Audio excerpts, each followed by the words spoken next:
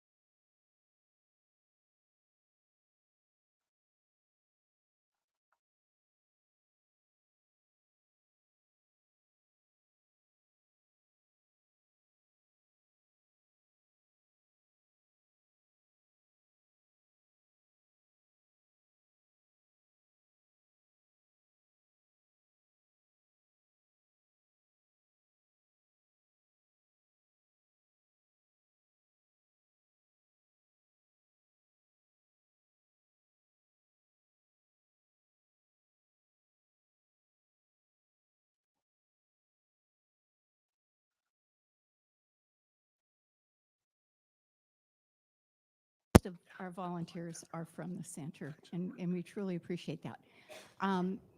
We are, I can tell you what Crush MS is. As I look around, a lot of you have been there, so you know that it's a big party to raise funds and awareness to find the cause and cure for multiple sclerosis. And this, we started this in 2014, so this would be whatever number this is, the 7th or 8th or something like that. And Crush MS is a party for anyone who comes. We have a lot of people who have multiple sclerosis, so it's an opportunity for them to make contacts with people who attend from Stanford, doctors and practitioners from Stanford who do a lot of work with MS patients are there. So, you know, it's a networking opportunity for everyone, informative. And plus there are 21 wineries pouring their wine. So it's a wine tasting. We have food this year prepared by Nourish Napa, and also several of you who are going to be helping our professionals prepare the food. So it's going to be a really fun party, and we hope you'll all come. And what? Oh, the date is July 30th, the last Saturday in July. It starts at 4 o'clock. We're trying to be a little aware of the heat, so we wanted to start a little later. It goes from 4 to 7, and it's at Reed Family Vineyards.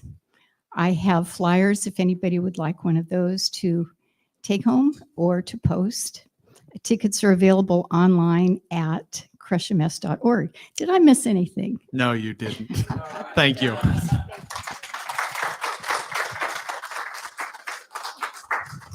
I appreciate the questions. I know you weren't prepared for that, but it gave us a little time to repair a tech problem too. So we now have sound online. So we'll welcome those who are online. I hope you were being patient. We are, you can hear us now. So Crush MS July 30th, we're excited. And Karen is available with our clipboard. If you're interested in volunteering for that, look for Karen and look for her green clipboard. She'll be around. So lime green or something like that. We have continuing and ongoing things like Sunday this evening is the Dharma Recovery Group that meets at 5:30 here in the sanctuary. We have meditation at 6 o'clock on Wednesdays. We have continuing Spanish speaking meditation as well, a Course in Miracles group that meets virtually. So all these things are available on our website. Another thing I want to let you know is this coming next Sunday, July 3rd, we're having a celebration of life right after this service for Ann Davis. She was such a treasure in our community. And I know because it's a holiday weekend, not everybody will be with us, be able to be with us. And so what I'd like to invite you to do is out in the courtyard, there are some tags. And if you want to write something to remember her by, a story, just traits of who she was to you, what she meant to you, whatever you'd like to say. And then put those on the string there in the courtyard, and those will be read at the service on July 3rd. And that'll happen right after our service here. And depending on the weather, we'll be indoors or outdoors. Hopefully we'll be able to be outdoors, but we'll just see what the weather's like. If it's too hot, we'll be indoors. And what I invite you to do is bring picnic food. If you want to bring something to share, that'd be great. And we'll have water and coffee and anything you might want to drink. Bring in so picnic food to share, or for yourself, or for both. And we can just have a casual time to break bread together, remember her, and honor her in that way. So thank you for being a part of that. And even if you didn't know her well, it's always good to be together and celebrate somebody's life. I bet you don't know, here's pictures of her in her children's library role as the head of the children's library at the Napa library. But in her spare time, she rode a motorcycle and was part of a motorcycle club. So, you wouldn't expect that out of a librarian. So there are many things that might surprise you about her life. So I hope you can join us for that. And now, without further ado, we'll begin the sacred part of our service.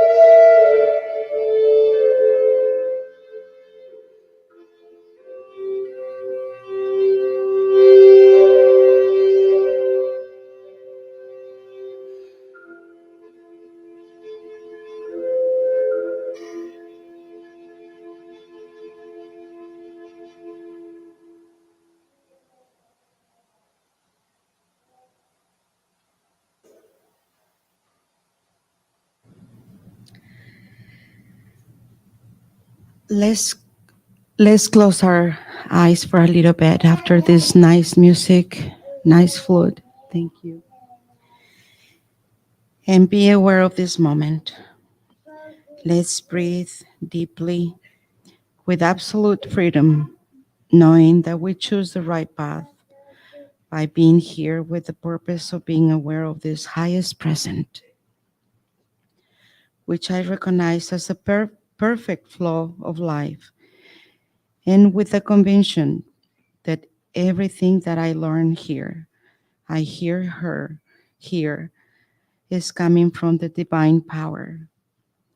Recognizing myself in the pure presence, following this bright light of potential waiting us that is illuminating all of us so we can see and choose correctly our own path, and also to discover the truth of our true being, align us with ourselves and our perfect, beautiful journey.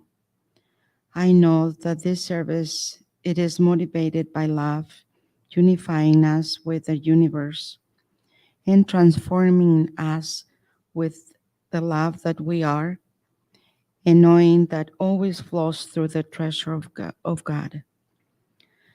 My heart is full of gratitude for the words of Reverend Jay, the music, your presence, which is always contemplate us with a smile on all of our beautiful walk that we decide to follow. And so it is. And today is Pride Month. All this month has been that. You know, years ago, my daughters took me to the parade in San Francisco, and I didn't understand what was going on until I started seeing these beautiful colors, and that got my attention. And then at the same time, I was searching, and I get to know the meaning of each color. I don't know, maybe you know already, but the colors of the flag, they are beautiful, and who created that, it was noticed, his name was Gilbert Baker in 1978. And he used as a symbol of each color of the flag as with a meaning. And red is life, and orange is healing, and yellow is sunshine. Green, green is nature, blue represents harmony, and purple represents a spirit. And the hot pink represents sexuality, the turquoise represent magic art, and later in 2021, the flag was altered with the Black Lives Matter, and black represent diversity, and brown is represent exclusively, and light blue and pink, the colors of the trans pride flag. And all of this to me was very amazing, you know, because I get to understand and see what everything was about. And proud to be me. It's just like the I am beautiful and true and divine. And you know, in this journey, there has been a hard days, and there has been some challenges in my life. But no, now I look back, and those days, it makes me feel so proud of myself. It makes me feel good about that, and that I never give up on myself. You know, when my daughter was 17 years old, she started doing drugs and all that. And then 17 years and a half, she got pregnant. And I didn't know about that. So when she took a fall when she was going to school, real bad seizures that she got, and I guess she was with the high blood pressure and all that. They called me at work, and I went to the hospital and I saw this beautiful baby, and finding out that is my grandson, it was, ooh, you know, in the beginning, I didn't know how to react or act, or I don't know. But I was very proud of that. I just sit and I have a little bit of science of mind in my mind. Plus, I was going through Al-Anon.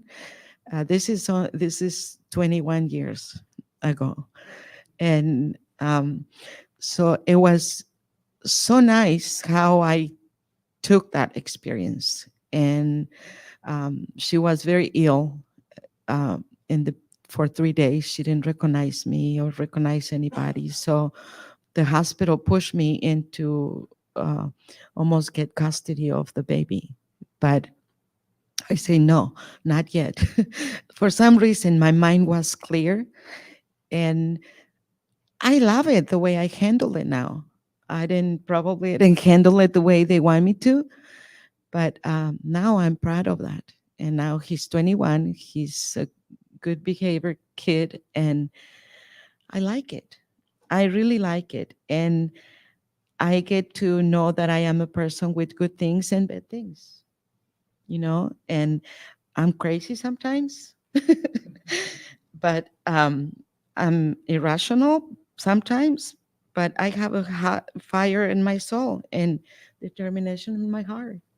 And you guys help me on and provide me to that. You provide me with that everybody in my around me, and I feel so good. Sometimes some people have let me down, and but I never let that make me distrust my faith. Now, before, if somebody tell me, "Are you proud of yourself?" Before, years ago, no, I wasn't. I wasn't until I become to be a practitioner and get to know you and get to know this philosophy. Then I get to be proud of myself, and I get to know myself a little bit better and better. And now I understand that when all my life, what I try to do is save everybody. And when I was aware of that, all the trouble I got into is because of that. I was trying to save everybody else and I didn't see me. So everything I've been doing in my life is being getting me into good stuff. But when I try to do something for somebody or fix somebody or try to do something that is not my business, in trouble. But now I'm learning to say no, and it's okay. And I also learning that to say no, even if that people hate me, it's okay too. And whatever I'm doing is just to make me feel happy, and be aware of my feelings, be happy. And I thank you very much for being here for me and being there, being here for my needs. So I thank you, Reverend, and thank you all. So.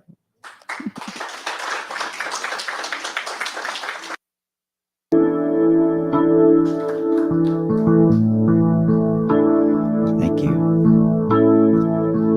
Am I on here? Can you hear me? Yeah.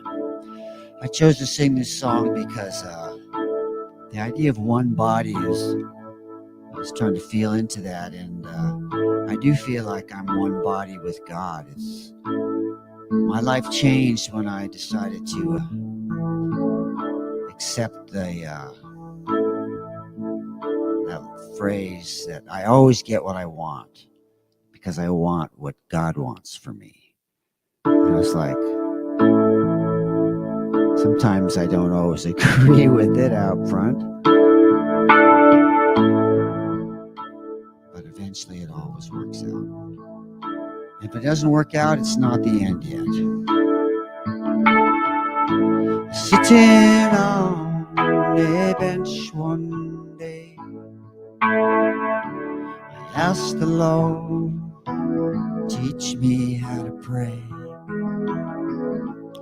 As I opened up my heart to Him, came to me where to begin. No, let me feel your love, Lord. Let me feel your love. Let me feel your love, Lord. Let me feel your love.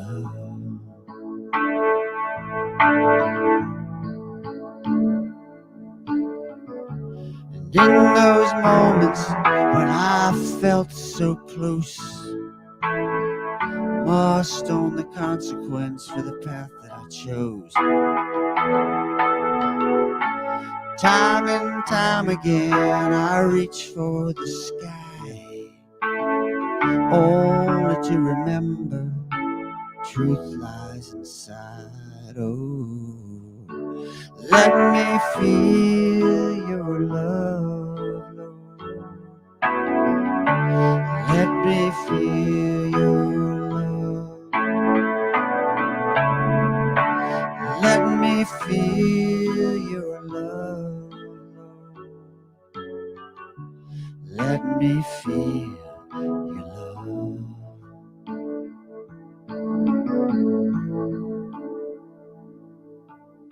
So I keep breathing one breath at a time. My spirit soars and I accept my life. Loving you comes from loving me, and in this balance lies the way to be. Let me feel your love, Lord. Let me feel your love. Let me feel your love, Lord.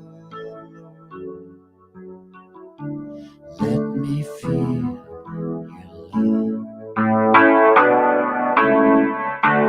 Let me feel your love, Lord.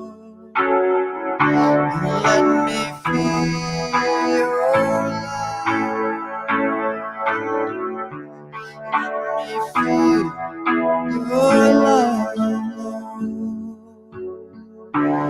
Let me feel your love.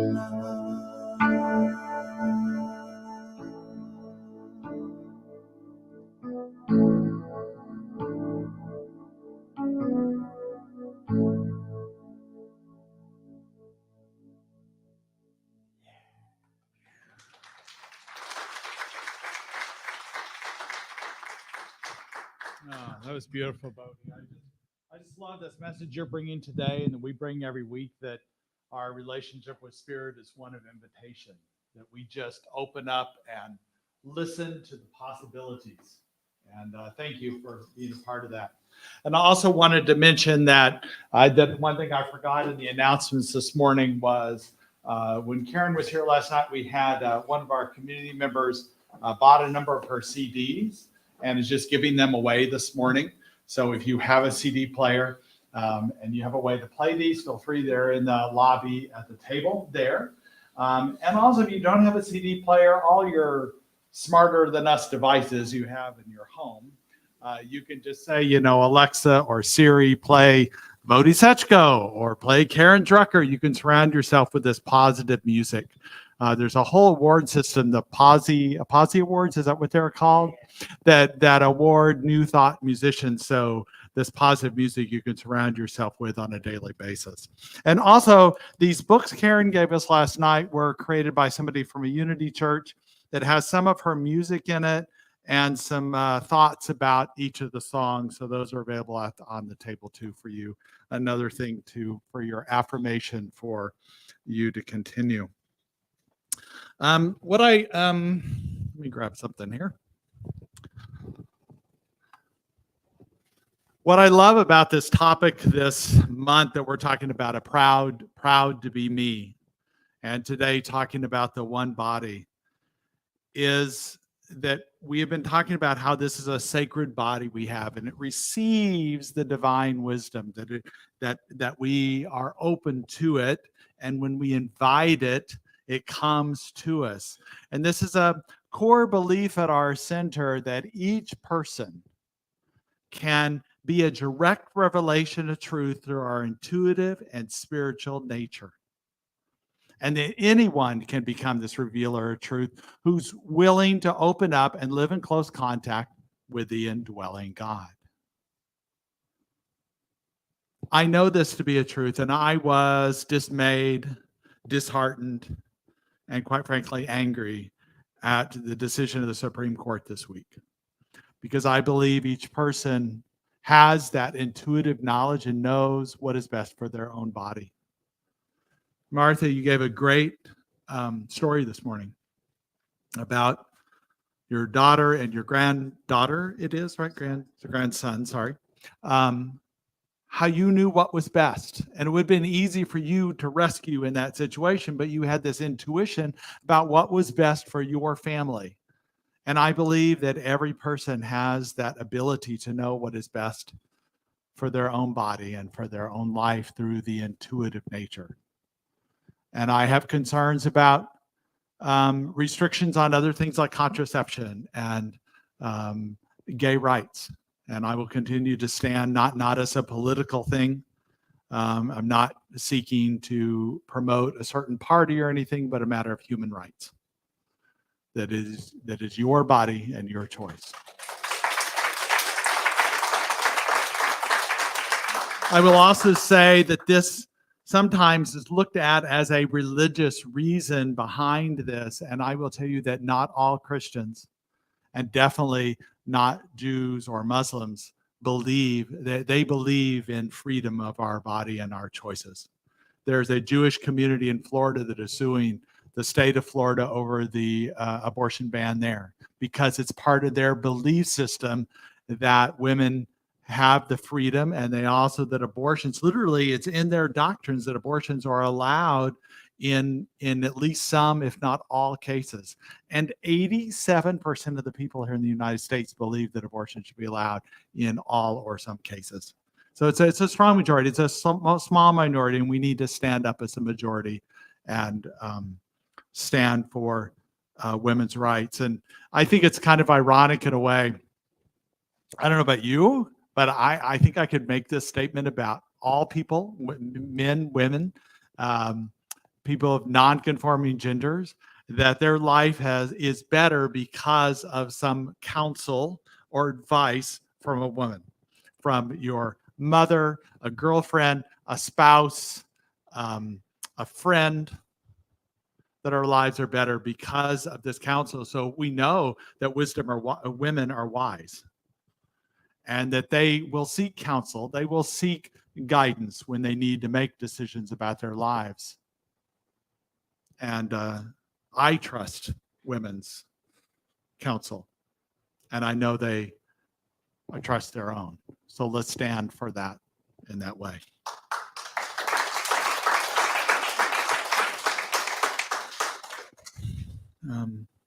In our belief statements, we say we believe in the ultimate goal of life to be complete freedom from all discord of every nature, and that goal is to be attained by all.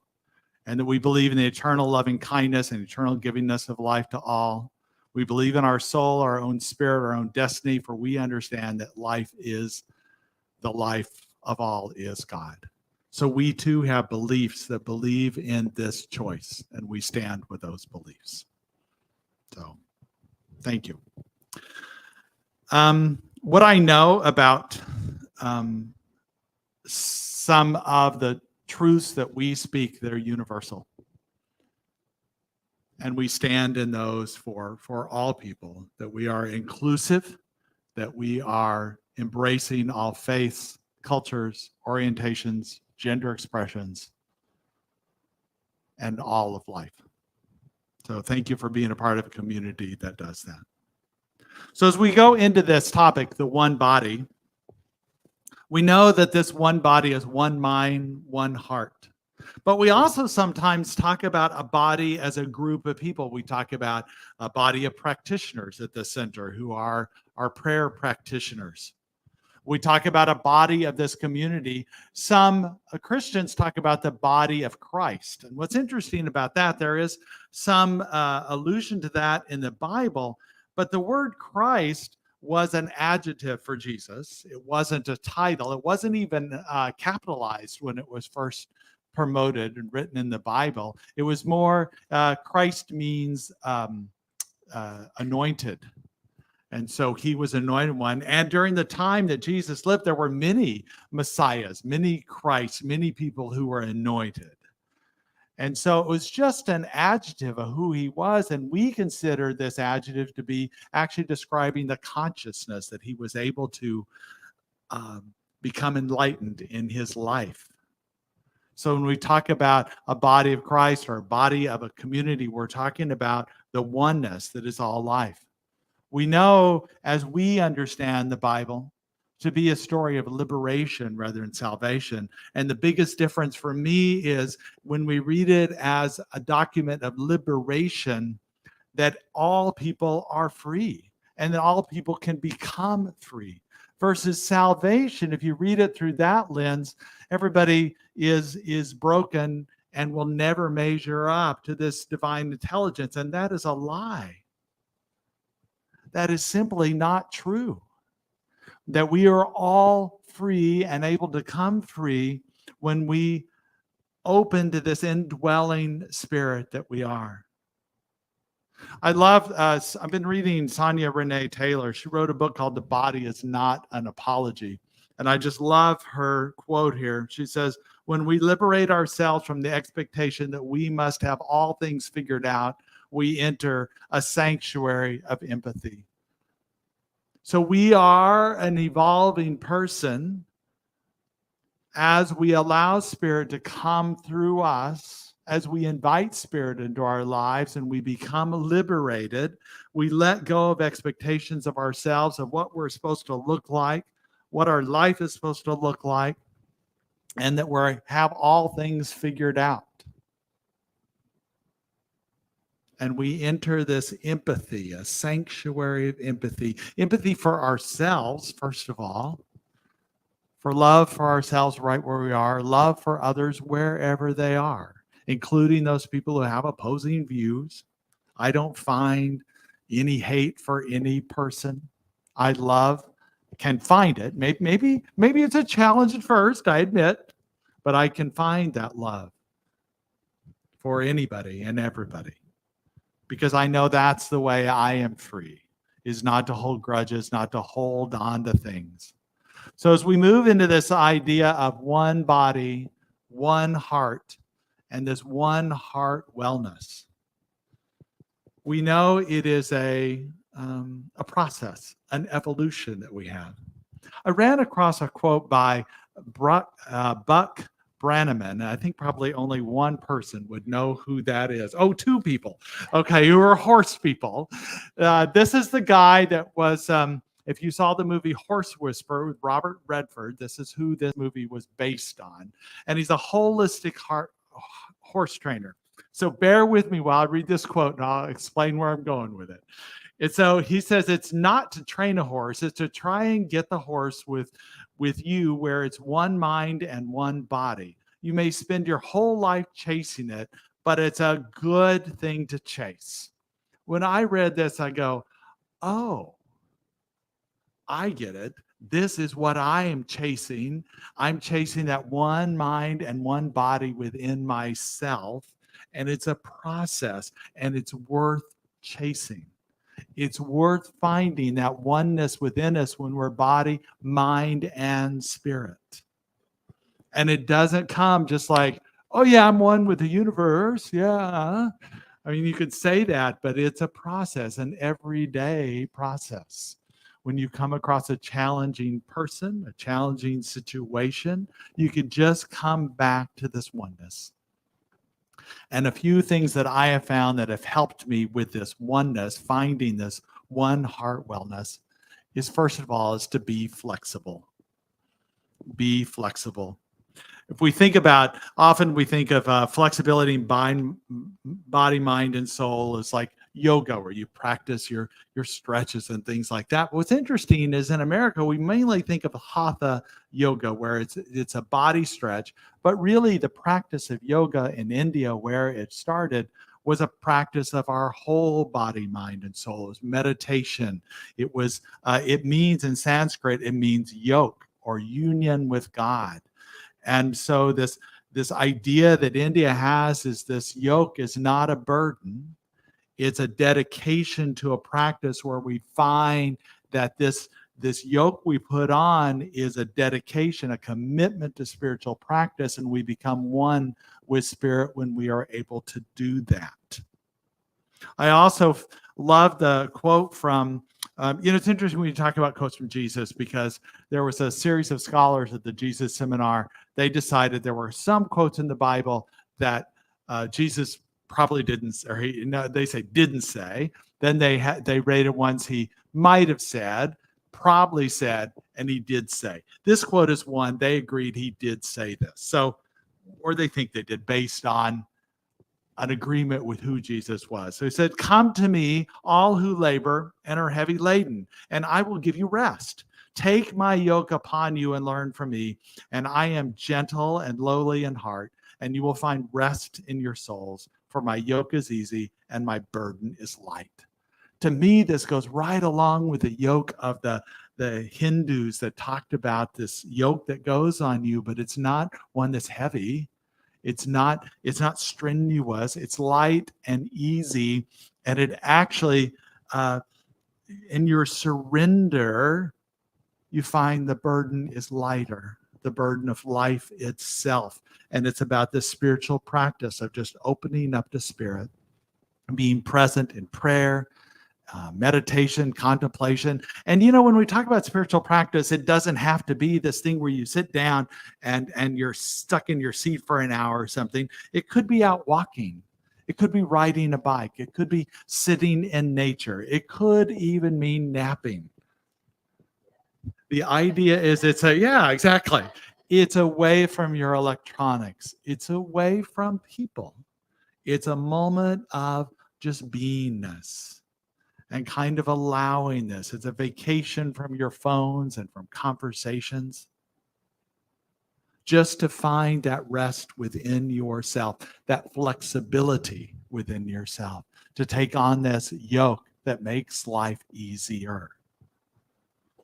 There's also a phrase that I learned from an elder friend of mine many years ago.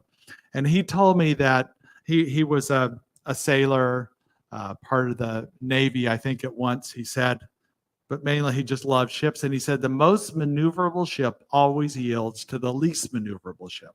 So if you have a small vessel and it's easy to move around, a big vessel that takes a long time to turn and tack and do things. And for me, that's what I do. I want to be the most maneuverable ship in life. I admit that sometimes when somebody else is crabby, I might think I should be crabby back, right? That's a temptation to do, to respond to them.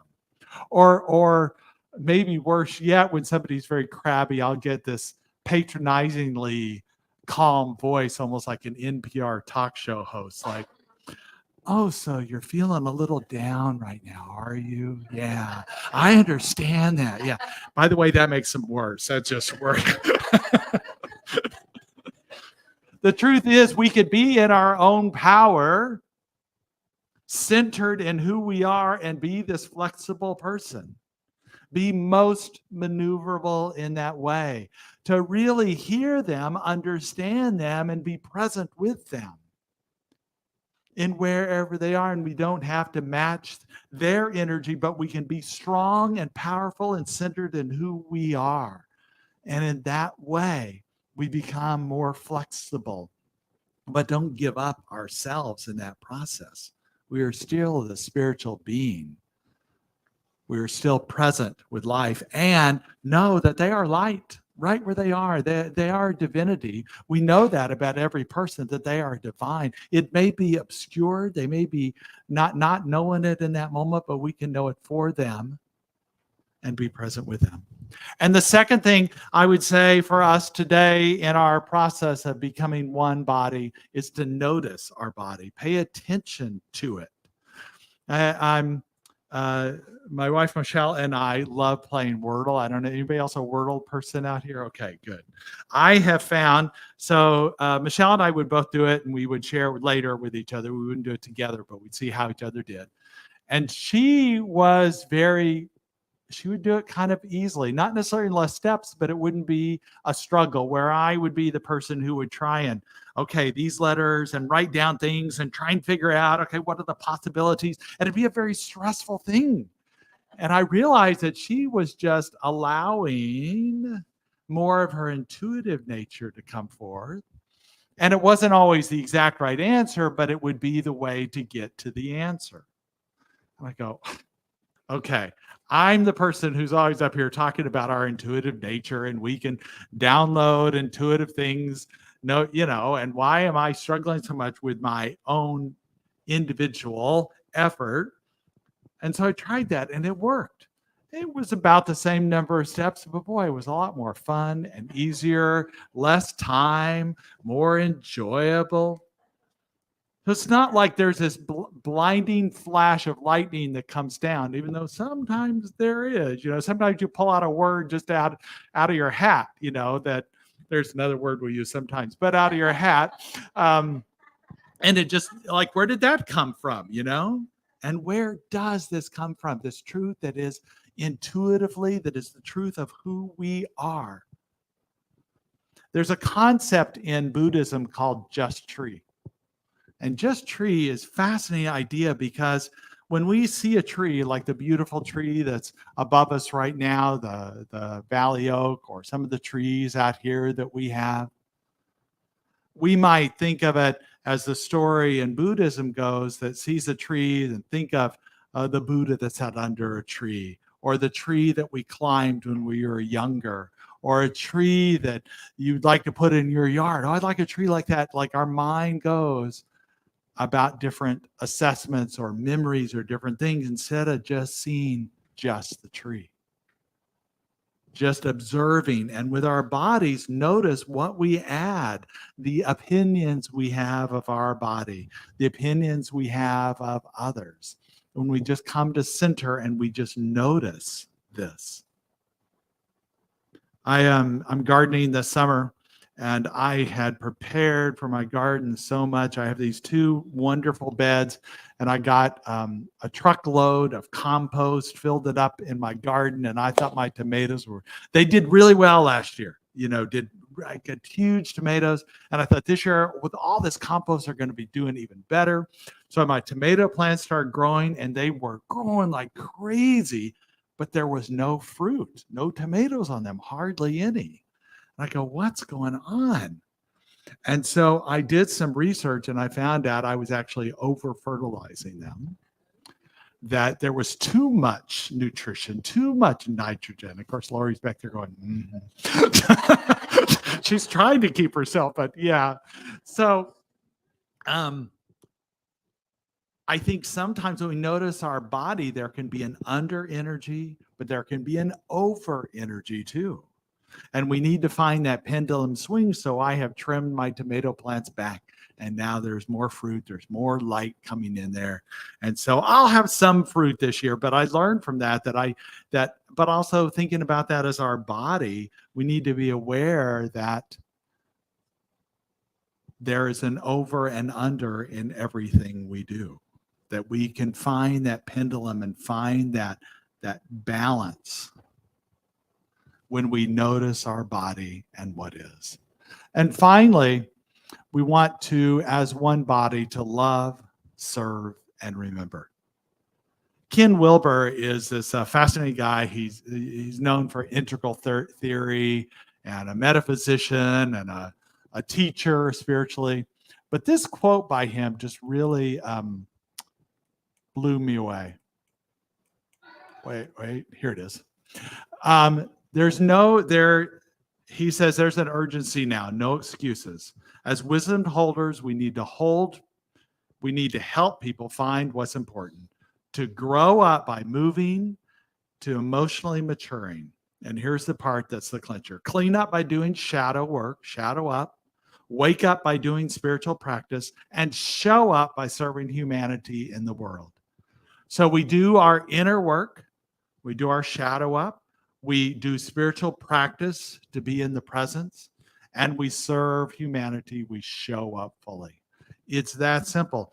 But what we know about life is that we may be one body, but we have many gifts within our own body, and as a community, we have many gifts. And we want to open up to who we are and open up to this deeper connection we have to share our gifts and serve in the way that is ours to serve.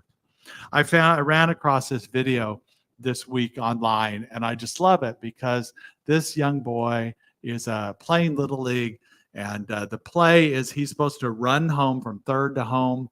The other team, you'll see the other team show up in orange with the ball, and they're trying to tag him out. But he's going to go home in his own darn way. No one can tell him what to do. Everybody tries. You hear the voice of his mother yelling, who's obviously filming.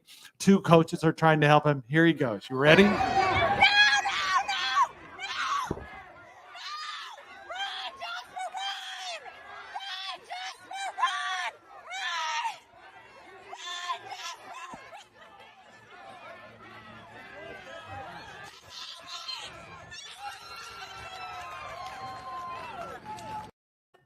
But the truth is, we know. I'm going to say this over and again. We know what's best for ourselves. We're going to do it in our own way. Gosh darn it, we have so many people that want to tell us what they think is best for us. And when we invite spirit within us, we know the greater truth. We know life, what is best for us. And yes, we seek counsel, we seek practitioners, we seek readings and enlightenment, but above all, we seek spirit to come into us as us, because our bodies are spiritual instruments. And as we turn closer to spirit, we develop this attunement to listen deeply. And we serve people by serving ourselves, we serve others too. We use our spiritual gifts in the world, and we awaken to our own spiritual magnificence, and we awaken humanity to their spiritual magnificence. Let us go to prayer. What I know in this moment, that there's a divine intelligence within us, around us, in this very room, and we are one with that. What I know that each of you are a channel for this divine intelligence, for this life abundant that is in us, that is in all life. And I know for each of you, this divine revelation is happening for your healing, for your guidance, for that which you seek is seeking you also. I know Spirit continues to guide each of you in this moment, now and always. And so it is.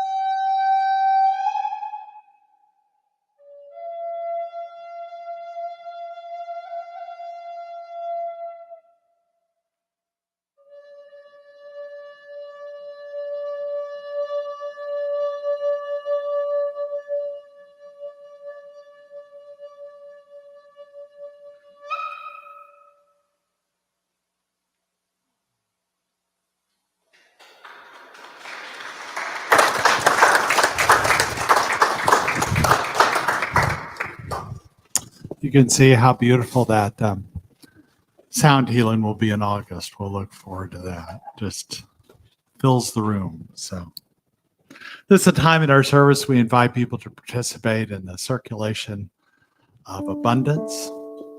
We know that which you give to the center, whether it be time, talent, and treasure, is a giving that opens your heart up for receiving. We know it comes back to you tenfold in every way. So this giving of time, talent, and treasure, we are grateful for. And if you so choose to give financially today, there's baskets in the front and in the back you can give to. And we just invite you to bring your hand to your heart, whether it's of love or financial contribution or commitment to yourself, to your spiritual practice today. We invite you to say the affirmation with us that is there with me. Divine love as me blesses and multiplies all that I have, and all that I circulate. And so it is.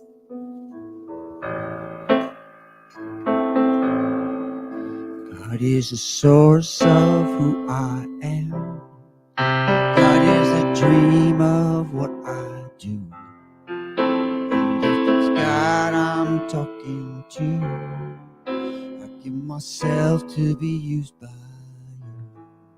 God is the source of who I am. God is the dream of what I do.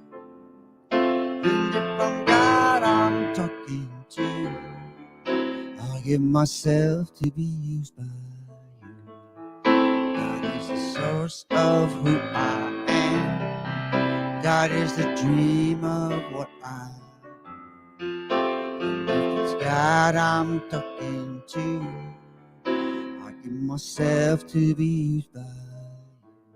I give myself to be used by you.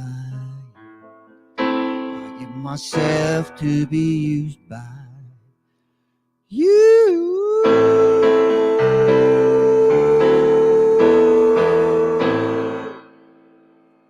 Thank you, Bodhi. So grateful to have everybody with us this morning. We have, it looks like all the children, I was going to mention that our youth services will start again when school starts again in August. I know it's hard to sit through a service when you're young, so we will begin those services later and know that.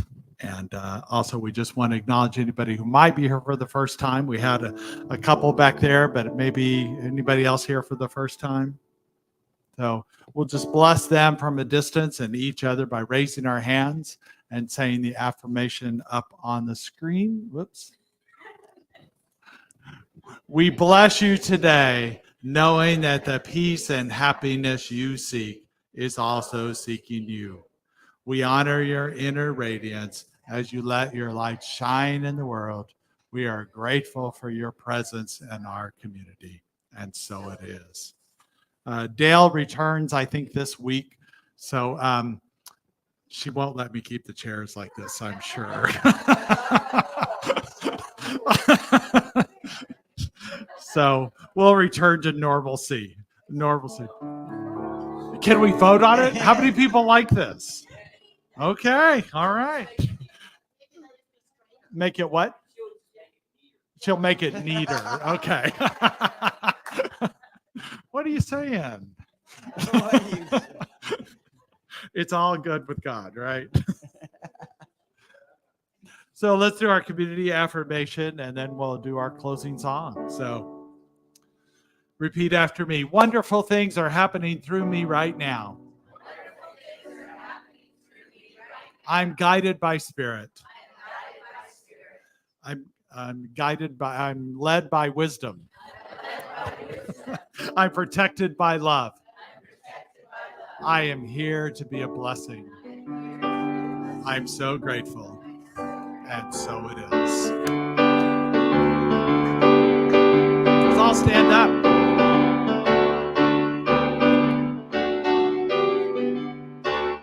I release and I let go. Let the Spirit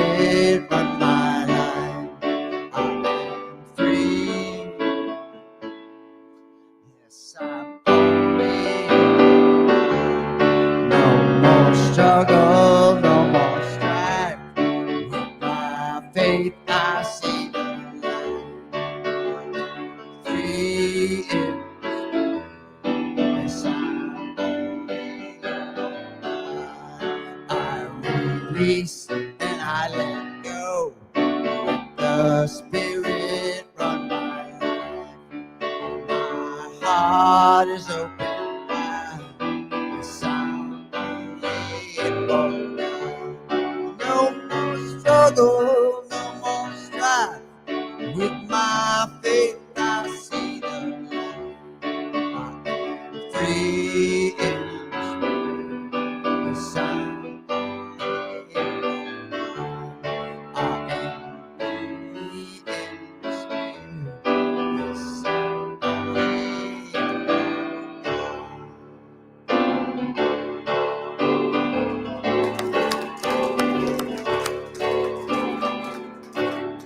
Yes. As we move forward today, we know this is true. Have a great Sunday.